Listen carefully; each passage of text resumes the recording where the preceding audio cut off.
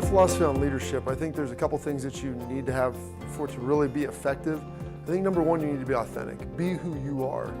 Because so oftentimes you see people, they get in positions of power, they have power, an ability to influence others, and they begin to change a little bit of what they've always been, and that's tough. And whether you're a person who's a little more quiet, maybe someone who's a little more boisterous, maybe you're someone who's more demonstrative, whatever that may be, I think you need to be that all the time. And you have a certain set of values that you stick to and understand all of that.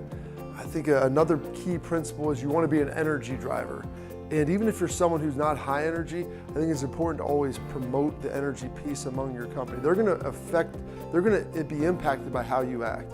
And whether you're someone who comes in and is clapping their hands or just a smile and a casual conversation, everybody's going to be different. So you have to be authentic, be who you are, but you also want to bring that energy. Nobody likes someone who, when they're around them, they have to turn themselves down or mute their personality. It's not going to be good for morale. It's not going to be good for the office. It's not going to be good for a team. And I don't know anybody that really likes that. So if you're in a situation where you constantly feel uncomfortable when someone else is around you, I don't think you're going to be very effective with that. It's not a practical way to lead. So those are two things that I really like to focus on, and I think that they're very, very important. And then the last piece, I think whenever you're doing something in a group and you're provided the leadership role, or maybe you just kind of assume that, is provided some sort of line of sight.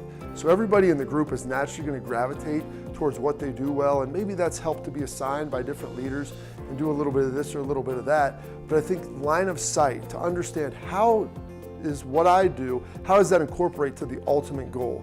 And find a way to show them and display them that level of importance. And then once you're able to achieve it, show them why it mattered and how you impacted the group.